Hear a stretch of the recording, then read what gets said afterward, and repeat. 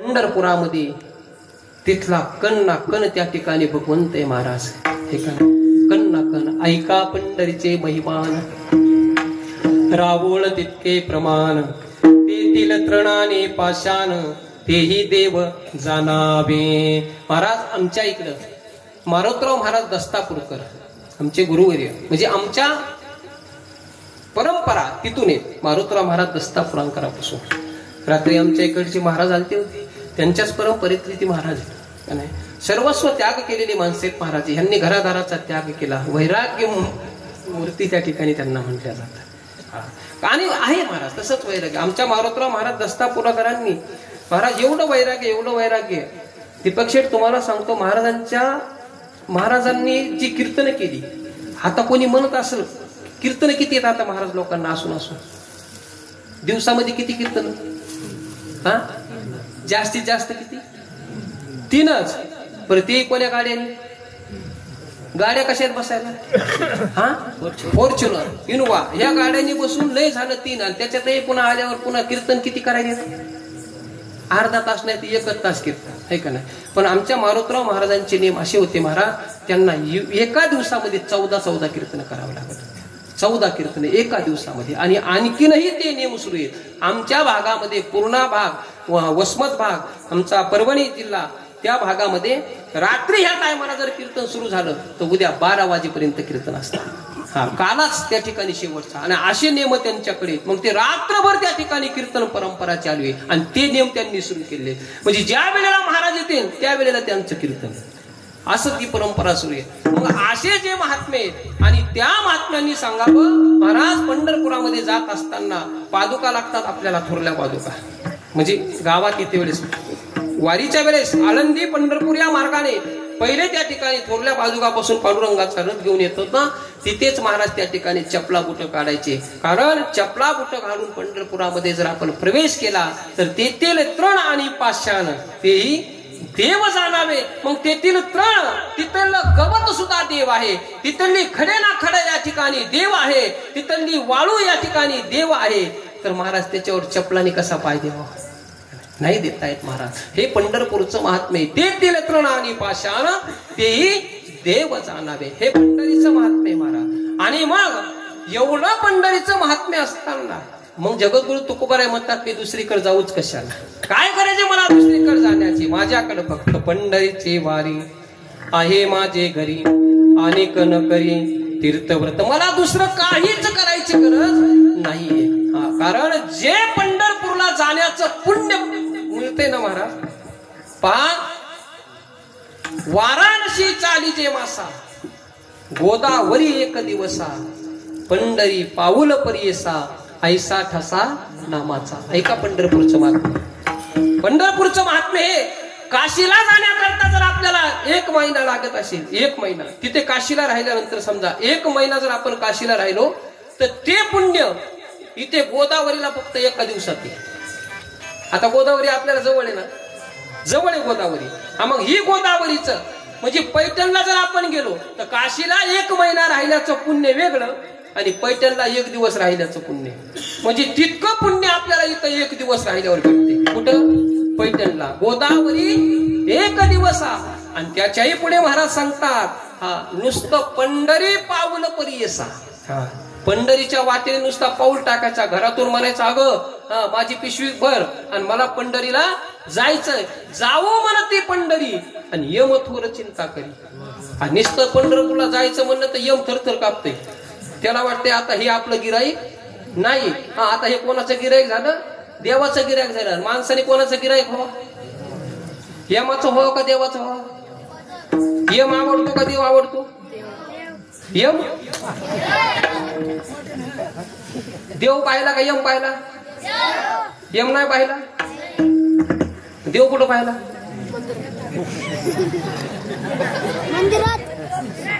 देव कसा दिसतो? देव पाहायला म्हणले तुम्ही? देव पाहिला का यम पाहिला? देव पाहिला, यम नाही पाहिला. हा यम सांगू का तुम्हाला कसा असतो?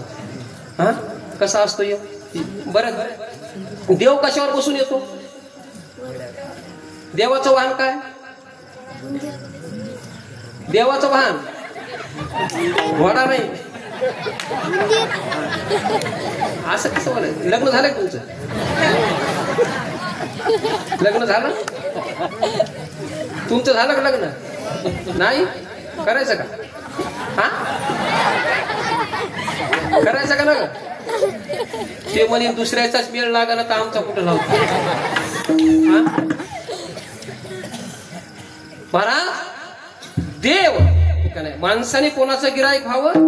देवाचं गिराईक व्हावं. यमाचं गिराईक होच नाही. मग जावो म्हणत ते पंढरी आणि ये मथवर चिंता करे. ये मत चिंता करतो की हे आता आपलं गिराईक राहत नाही. एवढं त्या पंढरीचं महात्म्य असल्यामुळे जगद्गुरु तुकोबराय सांगतात, पंढरीची वारी आहे माझे घरी, अनेक न करी तीर्थव्रत. अनेक तीर्थव्रत करण्याची मला गरज नाही, कारण अनेक तीर्थ या ठिकाणी कुठं येतं पहा.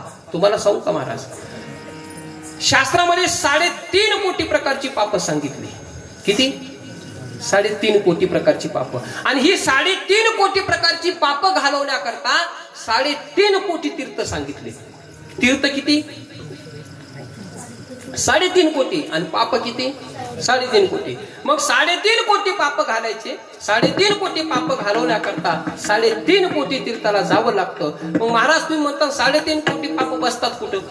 आपल्या शरीरावर. 3.5 कोटी पाप बसण्याकरता महाराज आपल्या शरीरावर रोमांची संख्या किती आहे? 3.5 कोटी. रोमाची संख्या 3.5 कोटी. आणि मग या 3.5 कोटी रोमाचा हा छिद्राचा जो भाग आहे, ज्या छिद्रामधून हा रोम बाहेर निघाला त्या प्रत्येक छिद्रात एक पाप बसते.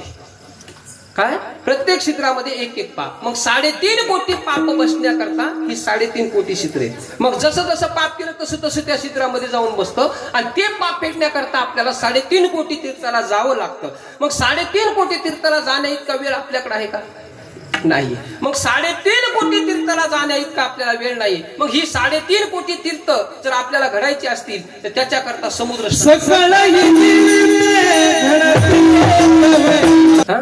चंद्रभागा डोळा देख लिया. काही काही माणसं चंद्रभागाला जातात पण आंघोळ करीत नाही. का करीत नाही? पाणीच घटुळे, गारच लागायले, काही का नाही, घाणचे, लय विचित्र काही काही. पंढरपूरला जाऊन तिथं आंघोळ करीत नाही. मग आंघोळ जरी नसली करायची नको करू, फक्त पुलावर जाय. कोण्या? त्या दगडी पुलावर जाय, नाही तर मोठ्या पुलावर जाय. मग त्या पुलावर जायचं आणि फक्त चंद्रभागाला नमस्कार करायचा. डोळ्याने चंद्रभागा पाहिजे. अवघेच पापे ऐका नाही सकल ही तीर्थे घडते कवेला, चंद्रभागा डोळा देखलिया. ती चंद्रभागा डोळ्याने जरी पाहिली तर सगळे तीर्थ त्या ठिकाणी नाही नाही नाही सगळ्या तीर्थाचं माहेर जर कोण असेल तर या ठिकाणी चंद्रभागा आहे. काय? सगळ्या तीर्थाचं माहेर, सकल तीर्थाचे माहेर, सकल तीर्थाचे माहेर या ठिकाणी चंद्रभागा सांगितली. सकल तीर्थाचे हे सार म्हणजे महाराज पंढरपुराचं महत्व एवढं सांगितलं. शंकर सांगे ऋषी जवळी, सकळ तीर्थे माध्यान काळी, येती पुंडलिका जवळी, करती अंघोळ वंदिती चरण. काय? कोण सांगायले? कोण सांगायले? मी नाही. शंकर सांगे ऋषी जवळी आणि सकळ तीर्थे माध्यान काळी. शंकर शंकर जे आता सगळे शंकराच्या मागे लागलेत ना, सगळेच नाही का नाही, एक लोटा जल आणि सब समस्या का हाल. जे आपण आता तांबीची तांबी घेऊन पळायलोत ना कुठं? मंदिरामध्ये नाही का नाही. सध्या दिवस जर कोण्या देवाचे आले असतील तर भगवान शंकराचे आले. आप सबका राजा एकीचे भोले बाबा. भोले बाबा के दिन आहे. नाही तर भोले बाबाचे मंदिर ओस पडले होते महाराज, कोणी जात नव्हतं भोले बाबाकडे. असे काय काय मंदिर होते महाराज, त्या मंदिराला जाळ्या आळ्या पडल्या होत्या, कोणी तिकडे बघत नव्हतं. पण त्या आमच्या पंडित मिश्रा महाराजांनी कृपा केली हे का नाही, कसा तरी तो मार्ग दाखवून दिला आणि जे नाही ते भोले बाबाचे मंदिर या ठिकाणी पुन्हा खुले झाले हे का नाही, ती त्यांची कृपा आहे का नाही. आणि मग ते भगवान शंकर सांगतात, ज्या भगवान शंकराच्या आपण पाठीमागे येत ना, ज्या भगवान शंकराला आपण तांब्या घेऊन जातो ते भगवान शंकर सांगतात की माझ्याकडे सुद्धा येऊ नका. सकळ तीर्थे माध्यान काळी येते पुंडलिकाजवळ ते सगळे तिथे येतात. आणि म्हणून पंढरीची आमचे जगद्गुरु तुकोबराय सांगतात, मला पुन्हा कोण्या तीर्थाला जायची गरज नाही. पंढरीची वारी हाही माझी घरी, अनेक न करी तीर्थव्रत. अनेक मी दुसरं कोणतंही तीर्थ या ठिकाणी जाणार नाही, कारण मी सगळं पाहिलं. वाराणसी गया पाहिली द्वारका, परिणय तुका पंढरीच्या. सगळं पाहिलं मी. उदंड पाहिले, उदंड वर्णिले, उदंड वर्णिले क्षत्रमय मी. आईशी चंद्रभागा, आईशे भीमातीर, आणि आईसा विटेवर देवकोटे. महाराज, या जगाच्या पाठीवर जर तुम्हाला साक्षात ब्रह्मांडाच्या मालकाच्या पायावर जर डोकं ठेवायचं असेल तर ते फक्त पंढरपुरामध्येच ठेवता येतं महाराज, दुसरीकडे ठेवता येत नाही. फक्त पंढरपुरामध्ये. आपण कोण्याही देवाला जा, कोण्याही देवाला जा, आपल्याला 10 फुटावरून दर्शन घ्यावं लागेल, 10 फुटावरून. पण फक्त हा ब्रह्मांडाचा मालक असा आहे मायबाप, त्याचे पायी